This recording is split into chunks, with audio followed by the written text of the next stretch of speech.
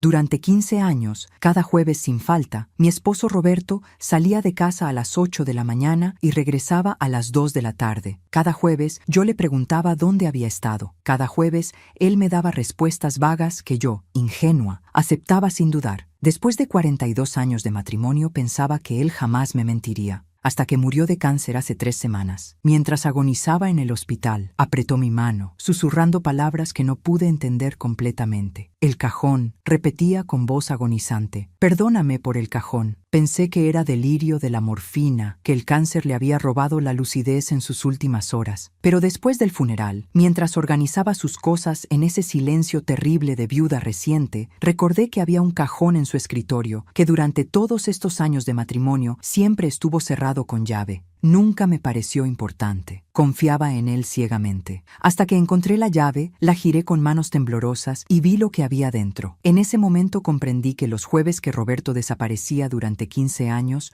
no eran lo que yo pensaba, y que el hombre con quien compartí 42 años de mi vida era un completo extraño. ¡Qué alegría tenerte aquí conmigo! Si estás viendo este video, suscríbete al canal y cuéntame en los comentarios desde dónde estás escuchando.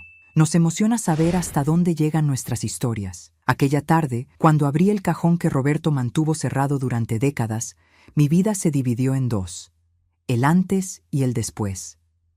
Pero déjame contarte quién soy y cómo llegué a ese momento que lo cambió todo.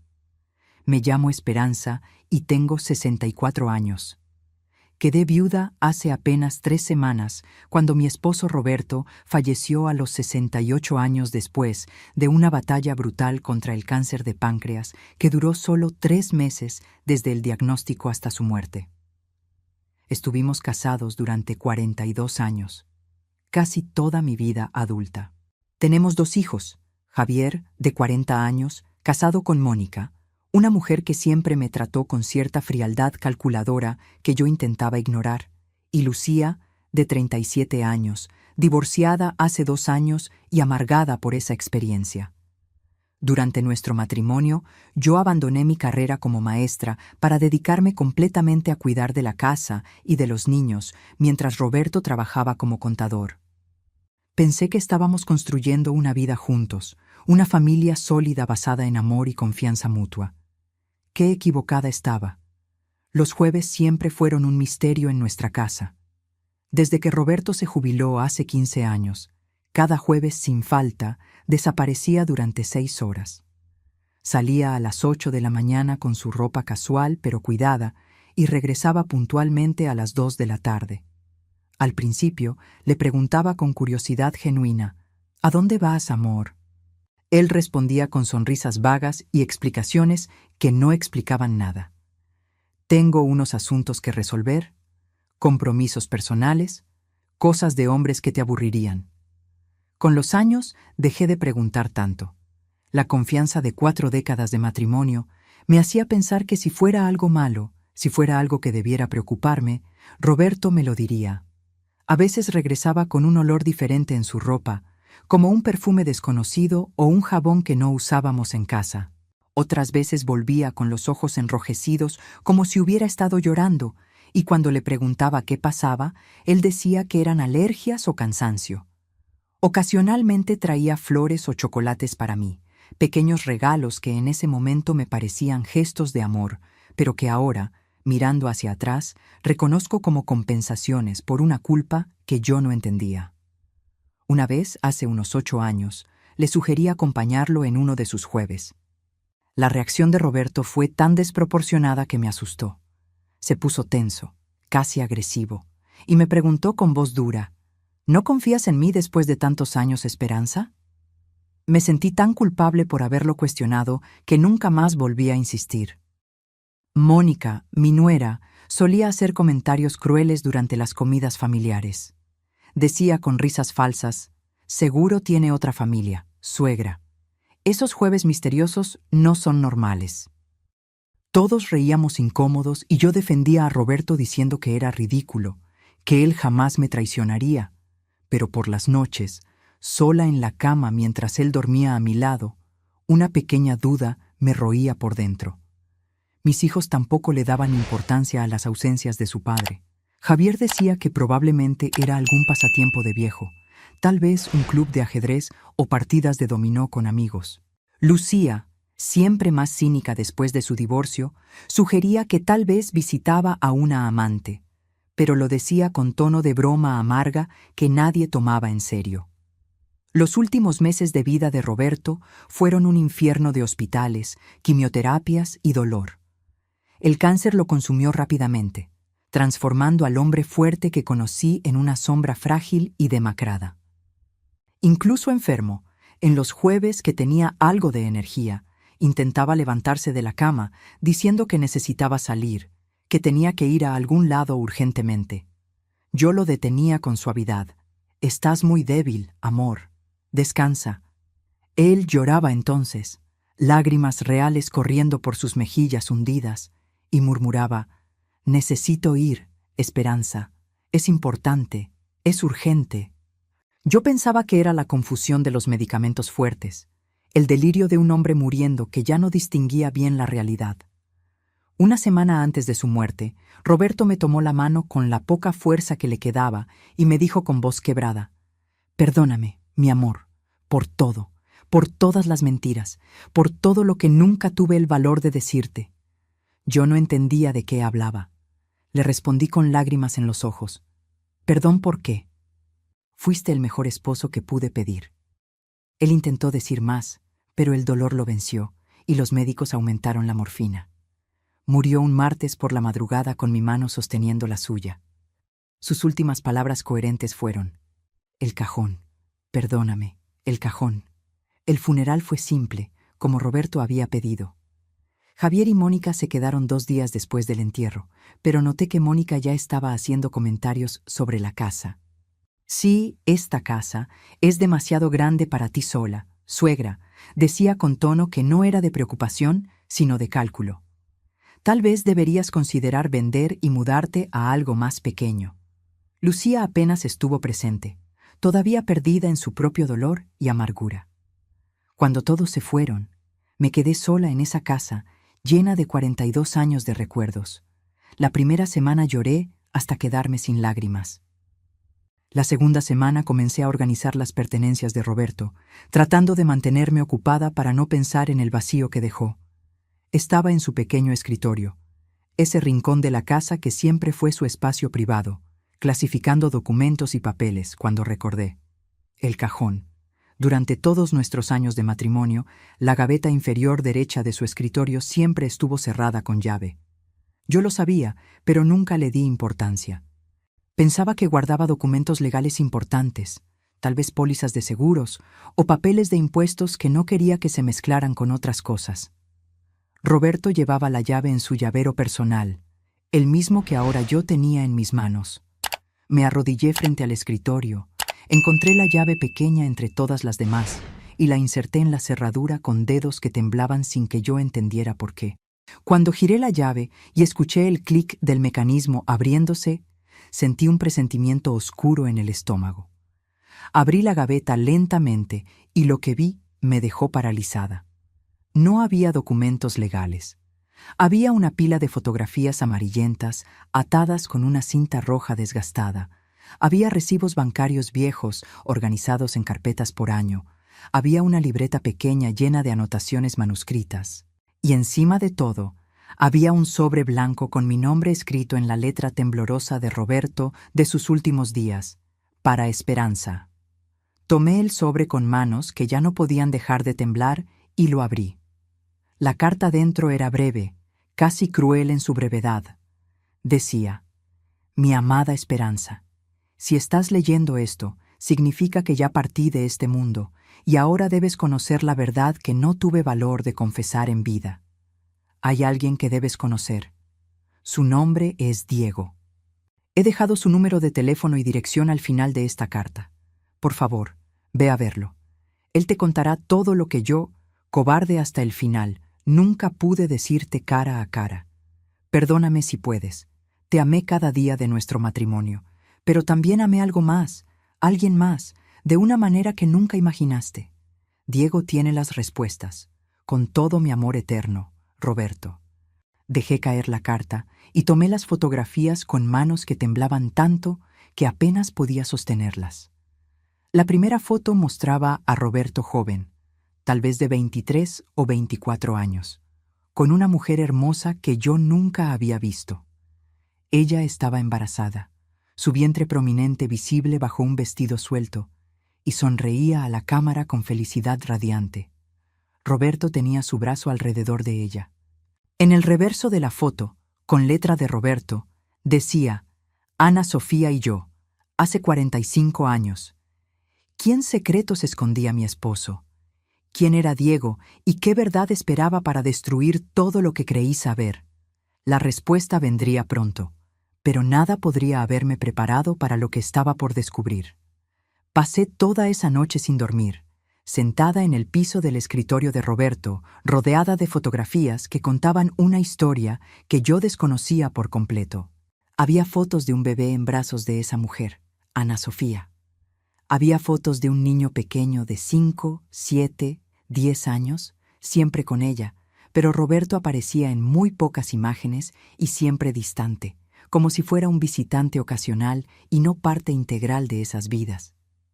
La foto más reciente mostraba a Roberto con un hombre de aproximadamente 45 años y 2 adolescentes. En el reverso decía: con Diego, Mateo y Sofía, hace 5 años. También encontré la libreta pequeña que estaba en el cajón. Página tras página contenía anotaciones meticulosas de fechas y cantidades de dinero. Enero 1983, 5,000 pesos para D. Febrero 1983, 5,000 pesos para D. Continuaba así, mes tras mes, año tras año, durante más de 40 años. Hice cálculos mentales aproximados y el total era escalofriante. Roberto había enviado cientos de miles de pesos a lo largo de décadas a esta persona misteriosa, identificada solo como D. Dinero que salió de nuestro hogar, que podría haber pagado mejores escuelas para nuestros hijos, que podría haber aliviado los años en que yo trabajaba horas extra como maestra sustituta para llegar a fin de mes, mientras Roberto me decía que las finanzas estaban ajustadas. A las 8 de la mañana siguiente, cuando el sol apenas comenzaba a entrar por las ventanas, tomé el teléfono y marqué el número que Roberto había dejado en su carta. Mis dedos temblaban tanto que tuve que marcar 2 veces. Una voz masculina profunda contestó al tercer timbre. «Bueno», dijo. Tuve que tragar saliva antes de poder hablar. «Diego, soy Esperanza, la esposa de Roberto». Hubo un silencio tan largo del otro lado de la línea que pensé que había colgado. Luego escuché una exhalación temblorosa. «Señora Esperanza», dijo con voz cargada de emoción. «Esperé esta llamada durante años, durante toda mi vida, en realidad. Mientras cuento todo esto, pienso en dónde estarás escuchándome. Escribe el nombre de tu ciudad en los comentarios. Me consuela saber que mi historia llega hasta donde tú estás. Necesito entendimiento», le dije tratando de mantener mi voz firme. «¿Quién eres? ¿Qué eras para mi esposo?» Diego respondió con suavidad. «Creo que es mejor que hablemos en persona, señora. Hay mucho que explicar y no se puede hacer por teléfono. ¿Puede encontrarse conmigo mañana?» Acordamos vernos en un café neutral al día siguiente a las 10 de la mañana. Esa noche tampoco dormí. Mi mente creaba teorías cada vez más descabelladas. ¿Diego era hijo ilegítimo? ¿Era amante? ¿Era víctima de chantaje? ¿Era alguien que Roberto ayudaba por culpa o por amor? Llegué al café 20 minutos antes de la hora acordada, nerviosa y exhausta. Cuando Diego entró puntualmente a las 10, lo reconocí de inmediato aunque nunca lo había visto antes. Tenía los ojos exactos de Roberto, la misma forma, el mismo color café oscuro, la misma manera de entrecerrarlos ligeramente cuando miraba algo con atención. La semejanza era tan impactante que sentí como si me hubieran golpeado en el estómago. Era un hombre alto de 45 años aproximadamente, con cabello que comenzaba a encanecer en las sienes, óculos de armazón delgado y una expresión de nerviosismo que probablemente reflejaba la mía. «¿Señora Esperanza?», preguntó acercándose a mi mesa. Yo solo pude asentir, incapaz de hablar porque ya lo sabía antes de que dijera una sola palabra más. Nos sentamos en silencio pesado por un momento que pareció eterno. Finalmente Diego respiró profundo y habló. «Soy hijo de Roberto», dijo con voz clara pero cargada de emoción. «Tengo 45 años. Las matemáticas se hicieron solas en mi cabeza y el resultado me dejó sin aire. Roberto tenía 23 años cuando Diego nació. Nos casamos cuando Roberto tenía 26. Lo que significaba que Diego nació durante nuestro matrimonio. No, espera. Hice los cálculos de nuevo. Roberto y yo nos conocimos cuando él tenía 25. Nos casamos un año después. Diego nació cuando Roberto tenía 23, 2 años antes de conocerme. Pero entonces, ¿por qué el secreto? No entiendo, murmuré. Si naciste antes de que nos conociéramos, ¿por qué Roberto nunca me dijo que tenía un hijo? Diego me miró con compasión que me hizo sentir como si yo fuera la que necesitaba protección. Mi madre se llamaba Ana Sofía, comenzó. Ella y mi padre fueron novios cuando él tenía 22 años. Estuvieron juntos durante 2 años y planeaban casarse, pero las familias se opusieron violentamente. Mi madre venía de familia con dinero, mi padre era pobre. Los padres de ella los separaron por la fuerza, la mandaron lejos, amenazaron a mi padre con consecuencias legales si intentaba acercarse de nuevo. Yo escuchaba sintiendo cada palabra como piedras cayendo en mi estómago. A cuando mi madre descubrió que estaba embarazada de mí, continuó Diego, mi padre ya no estaba en su vida. Ella intentó buscarlo, pero su propia familia la tenía prácticamente prisionera. Me tuvo sola, en secreto, escondida. Me crió ella sola durante 6 años, sin que mi padre supiera de mi existencia. 6 años, repetí tratando de procesar. Entonces, cuando él se enteró. Cuando yo tenía 6 años, mi madre logró escapar del control de su familia, dijo Diego. Estaba enferma, sin dinero, desesperada. Buscó a mi padre y lo encontró, pero para entonces él ya estaba casado con usted. Sentí el mundo girando. Yo estaba embarazada de Lucía, susurré recordando. Javier tenía 3 años. Diego asintió. Mi padre tuvo que elegir. Podía contarle la verdad, destruir su matrimonio joven, tal vez perderlo todo. O podía quedarse callado y abandonarme a mí, su hijo de sangre que acababa de conocer. ¿Y qué eligió? Pregunté, aunque ya conocía la respuesta. Eligió quedarse con usted, dijo Diego, pero también eligió ayudarme. Comenzó a mandar dinero todos los meses. Pagó mi escuela, mi ropa, mi comida, mi educación, todo. Durante 40 años, señora Esperanza, hasta el día que murió, mi padre me sostuvo económicamente. Las lágrimas comenzaban a rodar por mis mejillas. 40 años de mentiras. 40 años viviendo con un hombre que tenía familia secreta. Pero nunca estuvo presente como padre, continuó Diego, y en su voz había dolor profundo. Mandaba dinero religiosamente, pero no podía visitarme, no podía estar en mi vida. Crecí sabiendo que mi padre existía, pero que no podía conocerlo porque tenía otra familia, la familia real, la familia que eligió sobre mí. Los jueves, dije de repente entendiendo. Las quintas feiras que desaparecía. Diego sonrió con tristeza. Si cuando mi padre se jubiló, yo ya tenía 30 años. Estaba casado, tenía 2 hijos. Él vino a mí y me dijo que necesitaba conocerme finalmente, que había desperdiciado 30 años de mi vida y no quería perder más tiempo. Me pidió que nos viéramos cada jueves. Dijo que era el único día que podía inventar excusas creíbles sin levantar sospechas. La realidad me golpeaba en oleadas. Tus hijos, susurré. Los adolescentes en la foto. Mateo tiene 16 años, Sofía 14, dijo Diego. Mi padre fue su abuelo. Fue a sus cumpleaños, a sus graduaciones escolares, a eventos importantes, siempre escondido en el fondo, siempre discreto, pero presente de la forma que pudo. Recordé entonces todos los eventos familiares donde Roberto llegaba tarde o tenía que irse temprano. las graduaciones de Javier y Lucía, donde él llegaba corriendo, diciendo que había tenido emergencia en el trabajo. Los cumpleaños donde desaparecía por horas con excusas vagas.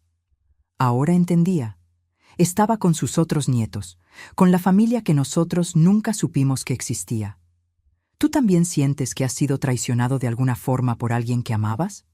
Cuéntame tu historia en los comentarios. Quiero leerte. Diego sacó un sobre de su chaqueta. Mi padre también me dejó carta, señora Esperanza. En ella me dice que hay más verdad que usted debe saber. Cosas que ni siquiera yo conocía completamente hasta que murió. Dejó una segunda carta con su abogado, el doctor Mendoza. Solo puede abrirse si usted va conmigo a buscarla. Sentí miedo helado recorriendo mi espalda. ¿Más? ¿Qué más puede haber?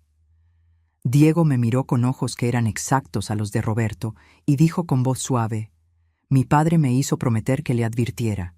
La verdad completa es peor de lo que imagina, mucho peor. ¿Qué más había escondido Roberto durante 42 años de matrimonio? ¿Qué secreto podía ser peor que un hijo secreto y una familia paralela?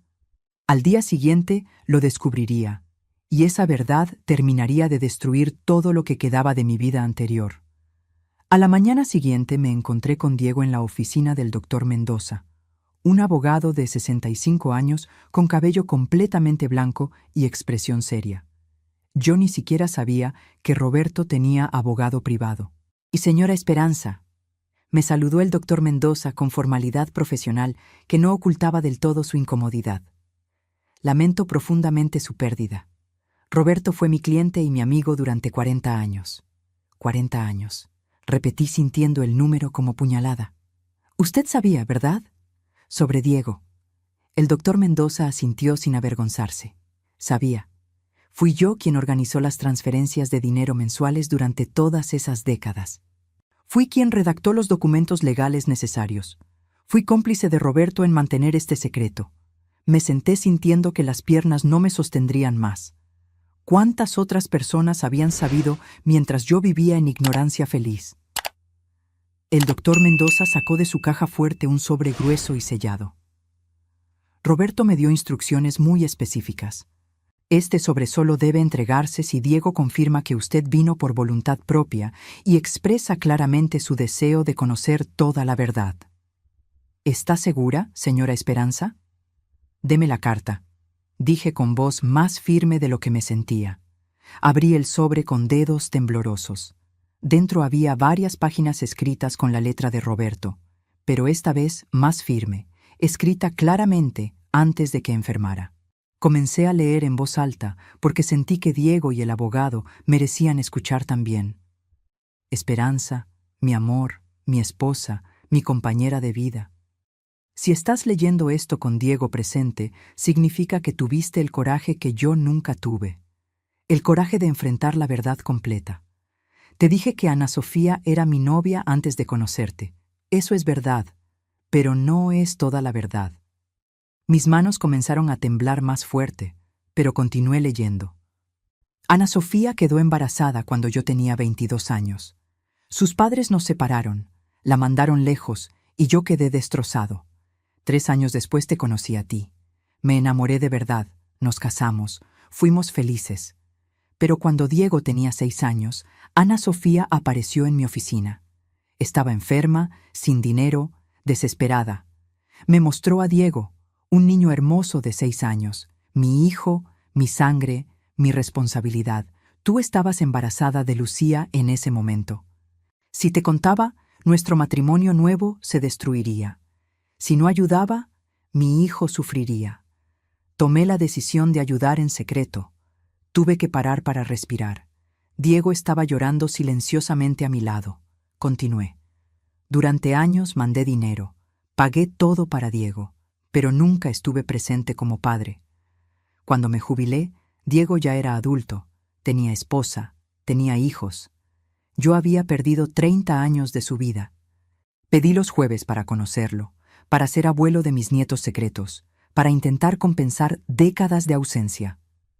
Hasta aquí la carta era dolorosa, pero al menos era entendible. Pero entonces el tono cambió y sentí hielo en mis venas. Pero hay algo más que debes saber, Esperanza. Algo que me atormenta más que todo lo demás. Ana Sofía está viva. Me detuve. ¿Viva? Miré a Diego con shock. Él asintió con lágrimas. Tiene 68 años, continuó la carta. Hace 5 años fue diagnosticada con Alzheimer avanzado. Está en una residencia especializada para pacientes con demencia. Y yo, Esperanza, yo pago esa residencia. Pago 3,000 pesos cada mes desde hace 5 años. 180,000 pesos en total, además de todo el dinero que siempre mandé para Diego. Sentí náuseas físicas. Hice cálculos rápidos. 3,000 pesos mensuales durante 5 años. Dinero que salió de nuestras cuentas compartidas mientras yo trabajaba medio tiempo dando clases particulares para ayudar con los gastos porque Roberto decía que necesitábamos ahorrar. Sé que esto te duele. Leía la carta con voz cada vez más quebrada.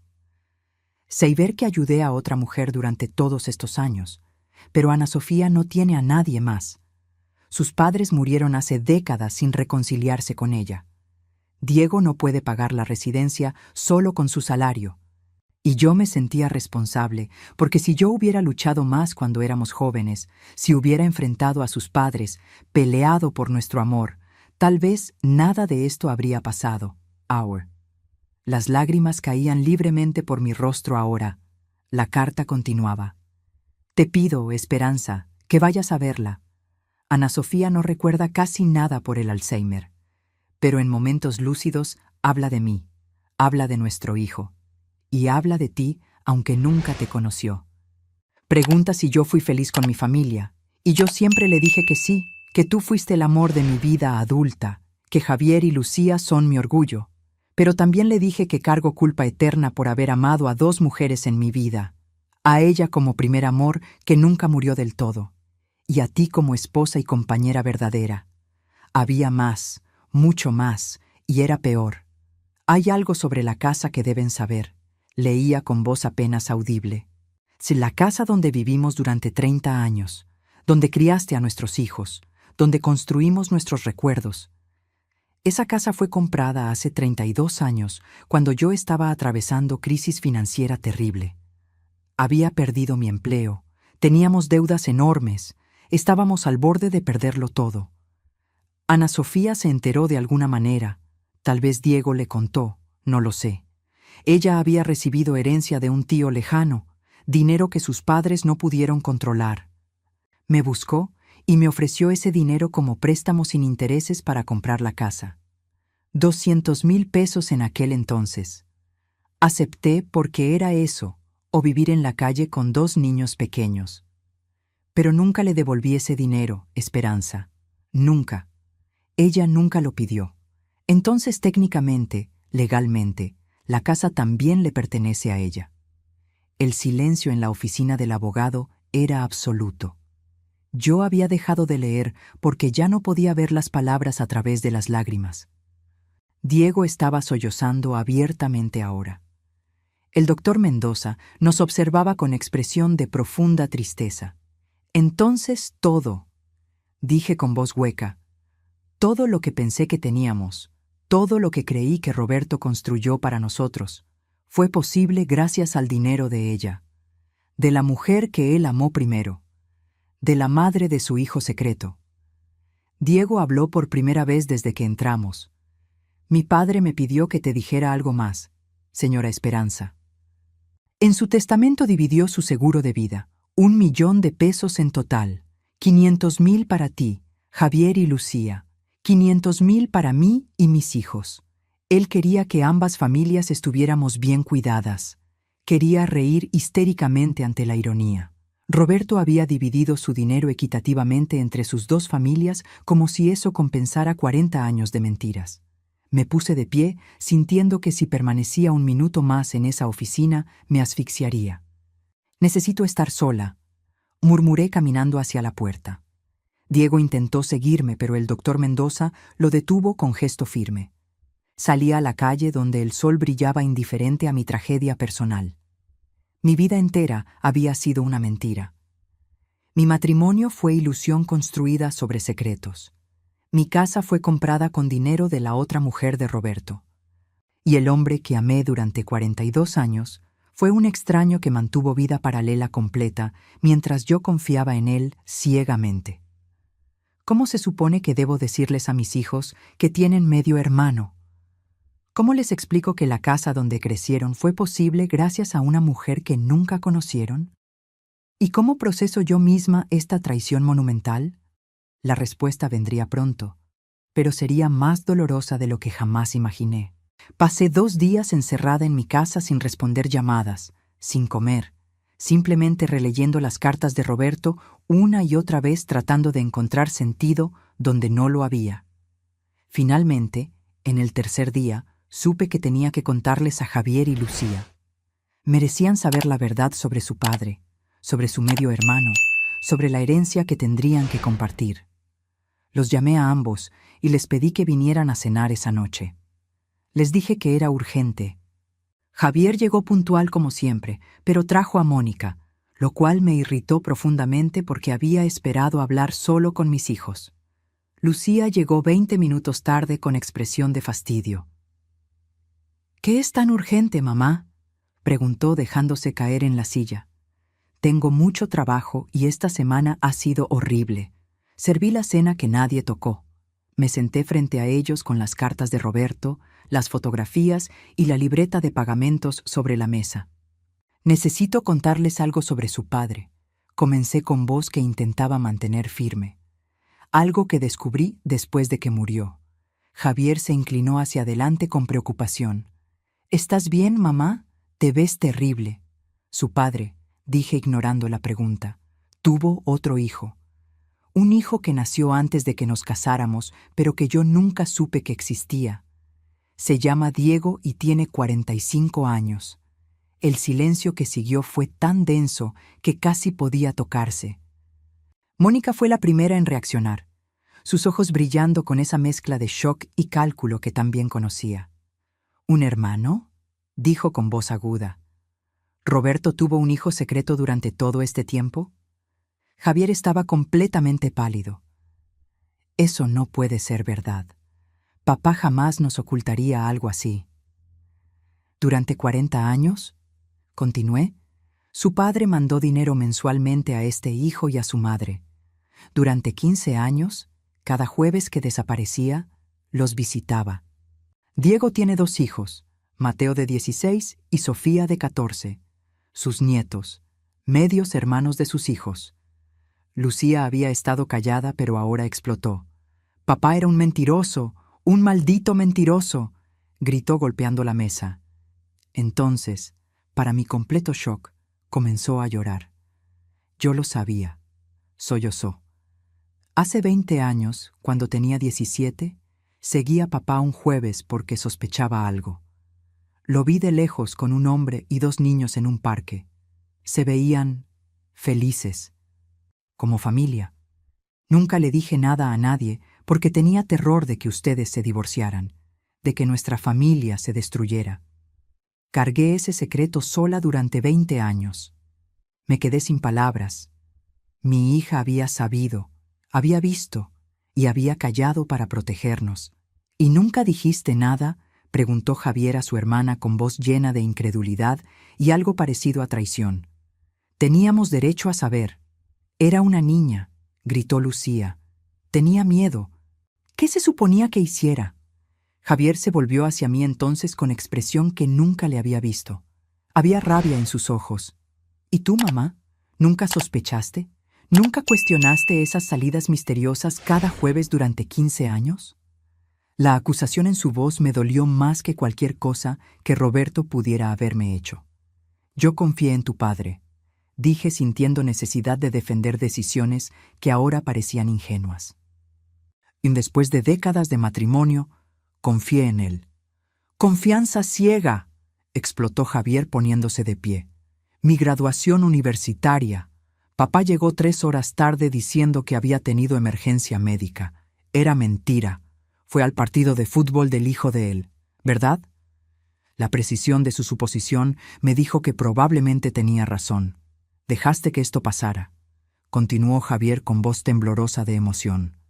Dejaste que nos mintiera, que viviera doble vida, que nos quitara su tiempo y atención para dárselo a ellos. No es culpa de mamá, gritó Lucía defendiéndome por primera vez en años. La culpa es de papá, que fue cobarde. Mónica, que había estado callada absorbiendo todo, habló entonces. El dinero, dijo con voz fría y calculadora. ¿Cuánto dinero les dio durante todos estos años? Empujé la libreta hacia ella. Más de 40 años de pagos mensuales. Hagan los cálculos ustedes mismos. Mónica pasó páginas rápidamente, sus labios moviéndose mientras hacía cuentas. Cientos de miles de pesos, murmuró. Dinero que debería haber sido para ustedes, para mis nietos, y ahora ese bastardo va a reclamar herencia también. No lo llames así, dije con voz más dura de lo que pretendía. Diego no pidió nacer, no pidió ser secreto. Él es víctima tanto como nosotros. Pero tenía más que decirles, y lo peor aún no había salido. Hay algo más, dije sintiendo cada palabra como veneno en mi boca. La madre de Diego se llama Ana Sofía, tiene 68 años y está en una residencia para pacientes con Alzheimer avanzado. Tu padre pagaba 3,000 pesos mensuales por su cuidado. ¿Estás bromeando?, dijo Javier con voz hueca. ¿Papá mantenía a la madre del bastardo también? Y hay más, dije sintiendo histeria burbujeando en mi garganta. ¿Esta casa, la casa donde crecieron? Fue comprada con dinero que Ana Sofía le prestó a su padre hace 32 años cuando estábamos en ruina financiera. Él nunca devolvió ese dinero. Técnicamente, esta casa también le pertenece a ella. Lucía se puso de pie tan bruscamente que su silla cayó hacia atrás. Vivimos en la casa de la amante de papá.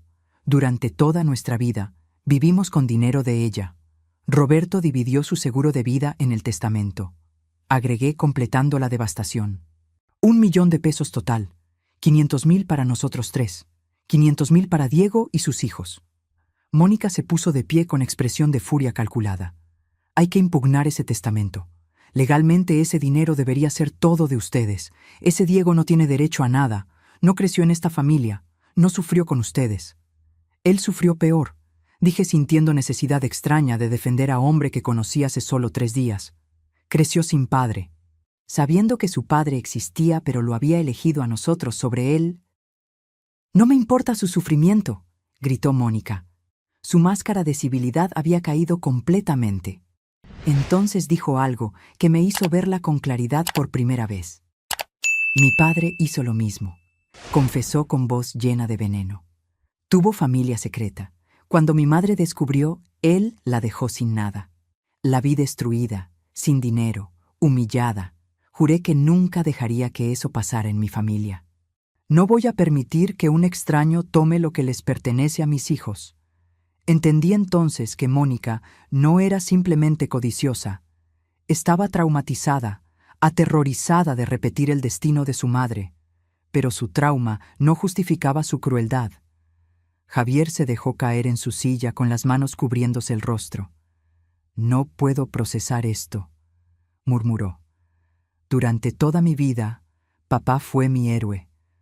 El hombre que me enseñó a andar en bicicleta, que me ayudó con tarea de matemáticas, que estuvo en cada partido de béisbol importante, hizo pausa y cuando habló de nuevo su voz estaba quebrada.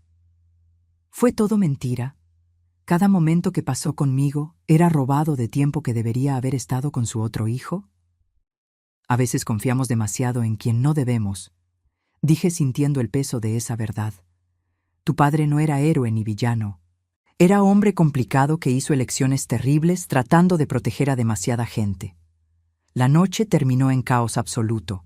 Lucía salió dando portazo gritando que nunca perdonaría a su padre muerto. Javier salió sin mirarme, como si yo fuera cómplice por no haber sabido.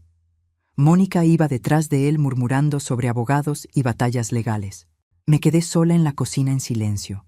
Platos de cena intactos sobre la mesa, fotografías de vida secreta de Roberto esparcidas como acusaciones. Los días siguientes fueron peor. Javier no contestaba mis llamadas. Lucía me mandó mensaje frío. Necesito tiempo, no me busques. Me sentí más sola que nunca en mi vida. Había perdido a mi esposo y ahora, de alguna forma, estaba perdiendo a mis hijos también. Entonces mi teléfono sonó. Era Diego. «¿Señora Esperanza?» «¿Hablaste con tus hijos?», preguntó con voz preocupada. «Me odian», dije con voz hueca. «Odian a su padre, me culpan a mí por no saber, y probablemente te odian a ti también, aunque nunca te conocieron». Diego estaba callado por momento. Luego dijo: «Mi padre me pidió algo más en carta que no te conté. Dijo que si tus hijos no te aceptaban al principio, que me asegurara de decirte algo muy importante. Me hizo prometer que te lo diría». «¿Qué?», pregunté sin mucha esperanza. Dijo: «No estás sola. Yo estoy aquí. Mis hijos están aquí. La familia no es solo sangre, es quien elige quedarse cuando todo se derrumba». Lloré entonces, como no había llorado desde que Roberto murió. El hijo secreto de mi esposo me ofrecía consuelo que mis propios hijos me negaban. ¿Alguna vez has tenido que elegir entre el amor y el respeto propio? Cuéntame qué decidiste. A veces las decisiones más difíciles son las que más nos enseñan. ¿Podría alguna vez perdonar a Roberto? ¿Podría reconciliarme con mis hijos? ¿Y podría aceptar a Diego y a su familia como parte de la mía? Las respuestas vendrían, pero el camino sería más doloroso de lo que imaginaba. Una semana después de aquella cena desastrosa, Diego me llamó con propuesta que me aterrorizó y tentó en igual medida. «Mi padre te pidió en su carta que visitaras a mi madre», dijo con voz suave. «Sé que es mucho pedir después de todo lo que has descubierto, pero ella no va a recordar nada. El Alzheimer le ha robado casi toda su memoria. Sin embargo, mi padre creía que merecías conocerla, ver que no era monstruo sino simplemente mujer que sufrió también». Acepté sin entender completamente por qué. Tal vez necesitaba cerrar ese círculo, poner rostro a nombre que había perseguido mis pensamientos durante días. Tal vez necesitaba ver con mis propios ojos a la mujer que Roberto nunca pudo olvidar. La residencia era edificio moderno y limpio, claramente caro, en las afueras. Mientras caminábamos por corredores que olían a desinfectante y flores marchitas, Diego me contó más. Mi madre viene de familia que la repudió cuando quedó embarazada. Creció con todo el dinero del mundo, pero sin amor verdadero. Cuando conoció a mi padre, él era lo opuesto, pobre pero genuino. Se enamoraron con esa intensidad de juventud que cree que amor conquista todo. Pero familia de ella tenía otros planes. Una enfermera nos recibió en la puerta de habitación de Ana Sofía. «Tiene momentos buenos y malos», nos advirtió. A veces no reconoce ni a su propio hijo. Otras veces tiene episodios de lucidez asombrosa donde recuerda detalles de hace 50 años. Nunca sabemos qué vamos a encontrar. Entramos a habitación luminosa con ventanas grandes que daban a jardín. En silla junto a ventana estaba mujer de mi edad, 68 años, con cabello completamente blanco recogido en moño suave. Era hermosa aún, con rasgos delicados que edad y enfermedad no habían borrado completamente. Tenía mirada perdida típica de Alzheimer, ojos que miraban sin ver realmente. «Mamá», dijo Diego acercándose y arrodillándose frente a ella. «Soy yo, Diego». Ana Sofía lo miró con confusión inicial, luego sonrisa vaga apareció en su rostro. «¿Diego? ¿Mi niño?», preguntó con voz suave y infantil. Luego sus ojos se movieron hacia mí. «¿Quién es ella?». Diego me miró buscando permiso. Asentí. «Es una amiga, mamá». Pero entonces sucedió algo extraordinario. Ana Sofía me miró intensamente. Su mirada perdida de repente se enfocó con claridad alarmante y dijo con voz completamente diferente, lúcida y fuerte: «Tú eres ella, la esposa, la que él eligió».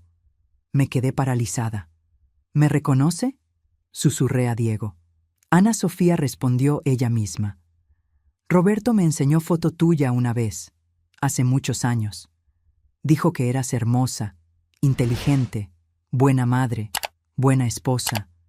Dijo que te amaba más de lo que nunca me amó a mí». Las lágrimas comenzaron a rodar por mis mejillas sin que pudiera controlarlas. «No esperaba eso», murmuré. Ana Sofía continuó hablando con esa lucidez temporal que enfermera había mencionado. como si hubiera estado esperando este momento durante años. Yo lo amé primero, es verdad, pero tú lo amaste mejor. Yo le di hijo, tú le diste vida completa, hogar, propósito. No te odio, ¿sabes? Nunca te odié, aunque tuve todas las razones para hacerlo. Solo deseé ser tú.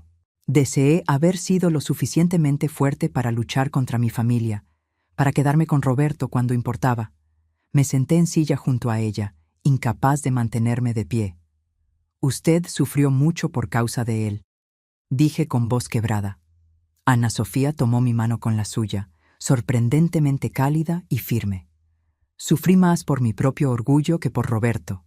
Si hubiera luchado por nosotros, si hubiera enfrentado a mi familia en lugar de obedecer como niña buena, tal vez todo habría sido diferente.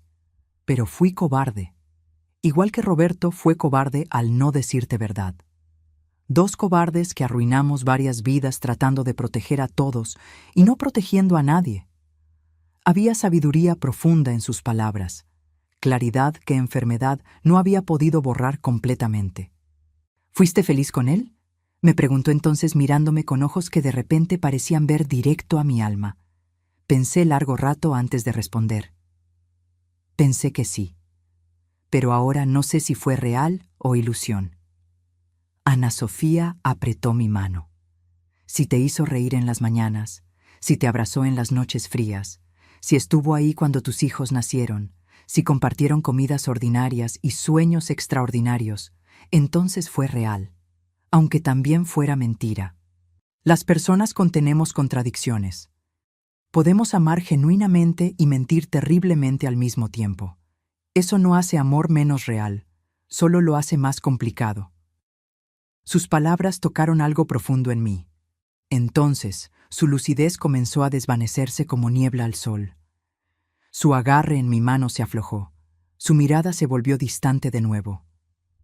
¿Dónde está Roberto?, preguntó con voz confusa y asustada de niña.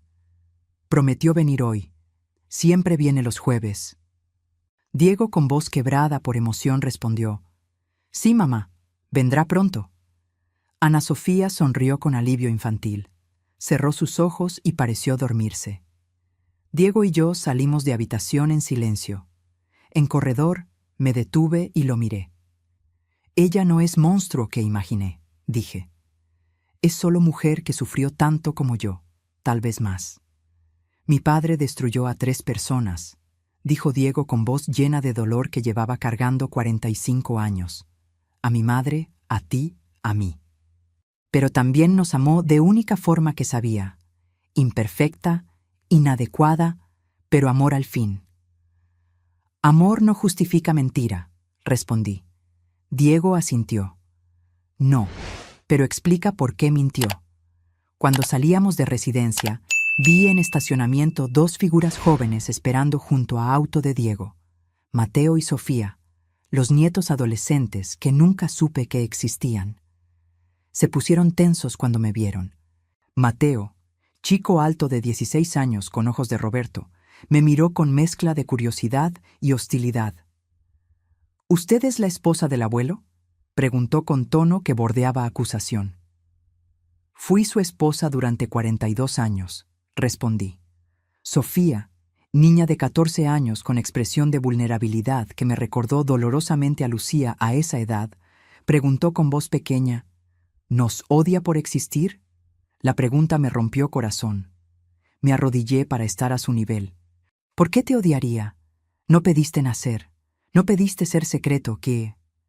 Porque somos la familia secreta, dijo Sofía con lágrimas en ojos. La que arruinó todo, la que hizo que el abuelo mintiera durante años. Ustedes no arruinaron nada, dije con firmeza. Solo existieron. La culpa no es de ustedes. Mateo habló entonces con voz llena de dolor adolescente que trata de sonar adulto. Pero él te eligió a ti, nosotros solo teníamos jueves. ¿Sabes cuántas veces esperé que viniera a mis juegos de fútbol importantes y no llegaba? ¿Cuántas veces fingí que no me importaba que otros niños tuvieran abuelos presentes y yo solo tuviera abuelo secreto? Vi entonces que este niño de 16 años había sufrido exactamente lo mismo que Javier. Ambos sintieron ausencia de Roberto. Ambos se sintieron segunda prioridad. Ambos cargaron con peso de secretos de adultos. Tu abuelo era hombre dividido, dije tocando hombro de Mateo, aunque él se puso tenso al contacto. Todos pagamos precio de sus elecciones. Tú, mi hijo Javier, mi hija Lucía, yo, tu abuela Ana Sofía. Todos fuimos víctimas de decisiones que él tomó hace décadas. Mateo entonces se quebró. Ese adolescente que trataba de ser fuerte, de repente era solo niño que necesitaba llorar. Me abrazó y sollozó en mi hombro mientras yo lo sostenía sintiendo como si estuviera sosteniendo a Javier a esa edad. Sofía se unió al abrazo, llorando también. Diego nos observaba con lágrimas rodando por sus mejillas. Ahí, en estacionamiento de residencia donde, mujer enferma, olvidaba lentamente su vida. Familia rota encontró primer momento de conexión genuina. No era perdón todavía. No era aceptación completa. Pero era comienzo. ¿Podría algún día sentarme a mesa con Diego y sus hijos como familia? ¿Podrían mis propios hijos aceptar tener medio hermano? ¿Y podría yo perdonar a Roberto por 40 años de mentiras? El camino sería largo y doloroso, pero por primera vez desde que abrí ese maldito cajón, sentí destello de esperanza. 3 meses pasaron desde aquella revelación que destruyó mi mundo. Fueron 3 meses de terapia semanal donde psicóloga-paciente me ayudó a procesar traición, pérdida y complejidad de amar a alguien que te mintió durante décadas. Fueron 3 meses de noches sin dormir, de llorar hasta quedarme sin lágrimas, de rabia que aparecía en momentos inesperados. Pero también fueron 3 meses de lenta, dolorosa sanación. Javier finalmente aceptó tomar café conmigo una mañana de sábado. Llegó solo, dejando a Mónica en casa por primera vez. Nos sentamos en cafetería pequeña cerca de lo que había sido mi casa, la casa que acababa de vender porque no podía vivir ahí con peso de secretos que sus paredes guardaban. Pasé 3 meses con rabia, mamá, dijo Javier sin saludar primero. Rabia contra papá, contra ti, contra mí mismo. ¿Contra ti? ¿Por qué?, pregunté. Por nunca preguntar más, por aceptar las ausencias de papá como normales, por no protegerte de sus mentiras. Sus palabras me recordaron tanto a lo que Diego había dicho sobre sentirse culpable. Confianza no es fallo, dije repitiendo palabras de mi terapeuta que había tenido que escuchar docenas de veces antes de creerlas. Tu padre mintió. Esa es su responsabilidad, no nuestra por confiar. Javier tenía lágrimas en ojos. Lo extraño, mamá, aunque lo odio, aunque descubrir todo esto destruyó imagen que tenía de él. Todavía lo extraño terriblemente. Yo también, admití. Puedo estar furiosa con él y sentir su ausencia al mismo tiempo. Las dos cosas son verdad simultáneamente. Bebimos café en silencio por momento antes de que Javier hablara de nuevo. Mónica quiere que impugnemos testamento, que luchemos legalmente para que Diego no reciba nada. ¿Y tú?, pregunté. ¿Qué quieres tú, Javier? Mi hijo pensó largo rato. Quiero conocer a mi hermano, dijo finalmente. Quiero saber quién es hombre que compartió a mi padre. Quiero entender cómo fue para él crecer con padre ausente. Quiero saber si somos parecidos. Organicé encuentro para domingo siguiente en mi nuevo apartamento pequeño pero acogedor que había comprado con parte del dinero de venta de casa. Diego aceptó inmediatamente y ofreció traer a su familia. Javier vendría solo porque Mónica seguía boicoteando todo lo relacionado con familia secreta. Ese domingo llegué temprano a mi propio apartamento, nerviosa como anfitriona de primer encuentro entre medio hermanos. Preparé café, dispuse galletas que nadie comería. Revisé todo 3 veces. Diego llegó puntual con su esposa Raquel, mujer cálida de 50 años con sonrisa amable, y con Mateo y Sofía. Javier llegó 5 minutos después, tenso pero decidido. Momento en que Javier y Diego se vieron cara a cara fue cargado de emoción imposible de describir. Se estudiaron en silencio, estos dos hombres de 40 y 45 años que compartían padre, pero vidas completamente diferentes. Semejanza física era innegable. Misma estructura facial, misma forma de ojos, Mismo gesto de pasar mano por cabello cuando estaban nerviosos. Javier extendió mano primero. «Soy Javier». Diego la estrechó con firmeza. «Diego, mucho gusto. Hermano». «Palabra, hermano». Rompió tensión inicial. Se sentaron. Conversación comenzó cautelosamente, pero gradualmente se relajó. Descubrieron que ambos amaban fútbol y seguían mismo equipo. Ambos tenían humor seco similar que reconocí como de Roberto. Ambos habían sufrido ausencias de su padre de maneras diferentes pero igual de dolorosas. «Yo tenía padre en casa, pero emocionalmente ausente muchas veces», admitió Javier. «Siempre había algo más importante.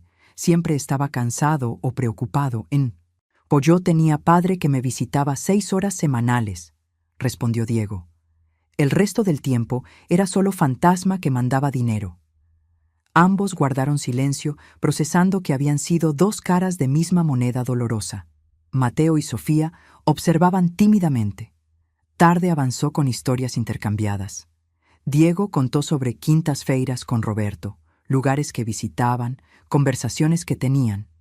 Javier compartió memorias de infancia, momentos donde Roberto había estado presente y momentos donde había faltado inexplicablemente. Entre ambos armaron imagen más completa de hombre que había sido su padre. Hombre complejo que amó imperfectamente, pero amó. Cuando despedidas llegaron, Javier y Diego se abrazaron. No fue abrazo de hermanos cercanos todavía, pero fue comienzo. «¿Podemos hacer esto de nuevo?», preguntó Javier. «Cuando quieras, hermano», respondió Diego. Lucía nunca apareció. Continúa negándose a conocer a Diego. Dice que no está lista y tal vez nunca lo esté. Respeto su decisión, aunque me duele esa división. Me manda mensajes ocasionales, cortos pero existentes. Es su forma de mantener conexión sin confrontar dolor completamente. Mónica sigue hostil, pero Javier puso límites que nunca antes había establecido. «Es mi hermano», le dijo firmemente. «O lo aceptas o nuestra relación va a sufrir». Matrimonio está tenso, pero Javier mantiene posición. 6 meses después de muerte de Roberto, vendí casa y compré apartamento más pequeño. Usé parte del dinero para pagar 2 años adelantados de residencia de Ana Sofía. Ella me dio casa sin saberlo hace 30 años. Expliqué a Diego cuando protestó. «Es lo menos que puedo hacer». También retomé carrera que había abandonado hace tantos años. Ahora doy clases de alfabetización a adultos en centro comunitario 3 veces por semana. Encontré propósito más allá de ser solo esposa o madre. Javier y Diego se encuentran mensualmente. Relación todavía construyéndose, pero genuina. Mateo y Sofía me visitan cada 2 semanas. Enseño a Sofía a cocinar recetas que mi madre me enseñó. Ayudo a Mateo con matemáticas para examen de ingreso a universidad. Son mis nietos también ahora, aunque camino para llegar a ellos fue tortuoso. Estoy en terapia todas las semanas todavía, procesando 42 años de matrimonio que ahora veo con ojos diferentes. Aprendiendo que puedo amar memoria de Roberto y estar furiosa con él simultáneamente. 1 año después de muerte de Roberto, organicé pequeña cena en su aniversario de nacimiento. Invité a Javier, a Diego y a sus familias. Lucía no respondió invitación, pero tampoco la rechazó. Mónica boicoteó, pero Javier vino de todas formas. Mesa estaba puesta con foto de Roberto al centro. No lo idealizamos esa noche, no lo demonizamos tampoco. Simplemente reconocimos al hombre complejo que fue. «Fue hombre que amó mal, pero amó», dijo Javier levantando copa. «Que mintió terriblemente, pero también proveyó. Que fue cobarde con verdad, pero responsable con consecuencias». Ahit. Brindamos a memoria complicada de hombre imperfecto. Mateo entonces preguntó algo que había estado esperando. «Abuela Esperanza, ¿lo perdonaste?». Pensé largo tiempo antes de responder porque quería darle respuesta verdadera, no respuesta fácil. Perdonar no significa decir que todo está bien. Comencé eligiendo palabras cuidadosamente. No significa olvidar dolor o pretender que mentiras no importaron. Perdonar significa decidir que no voy a dejar que esas mentiras me destruyan, que no voy a cargar veneno de rencor por resto de mi vida. Hice pausa. Todos me escuchaban en silencio. Tu abuelo mintió durante 40 años. Eso es verdad, y nunca voy a minimizarlo, pero también me amó a su manera imperfecta durante esos 42 años. También te sostuvo a ti y a tu hermana financieramente cuando podría haber huido de responsabilidad. También fue padre para Javier y Lucía, aunque imperfectamente. Las personas no son una sola cosa.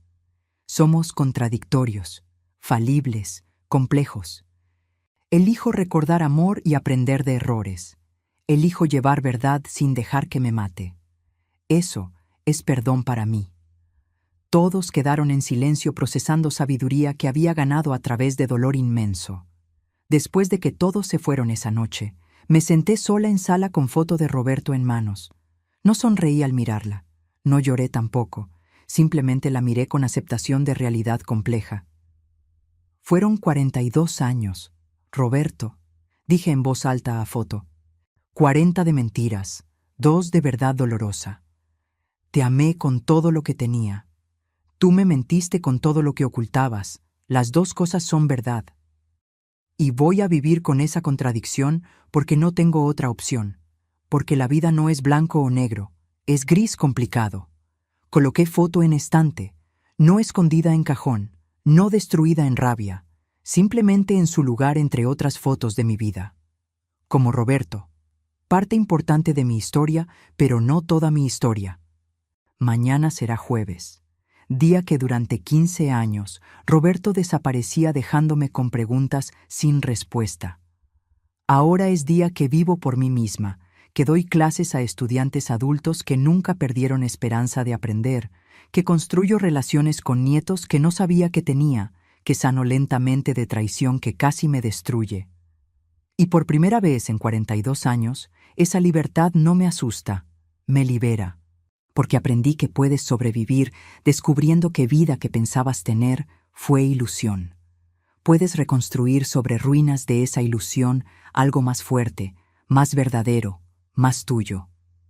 Puedes amar memoria de alguien que te lastimó profundamente. Puedes perdonar sin olvidar, seguir adelante sin dejar atrás, ser fuerte incluso cuando estás rota. Tengo 65 años. Perdí 42 creyendo mentira, pero tengo resto de mi vida para vivir en verdad, por dolorosa que sea. Y eso, descubrí, es suficiente. Es más que suficiente. Es todo. Si te gustó esta historia, haz clic en este próximo video que está apareciendo en la pantalla, porque la próxima traición supera todo lo que has visto hasta ahora. Y no te olvides suscribirte en el canal, para que no te pierdas ni una sola historia.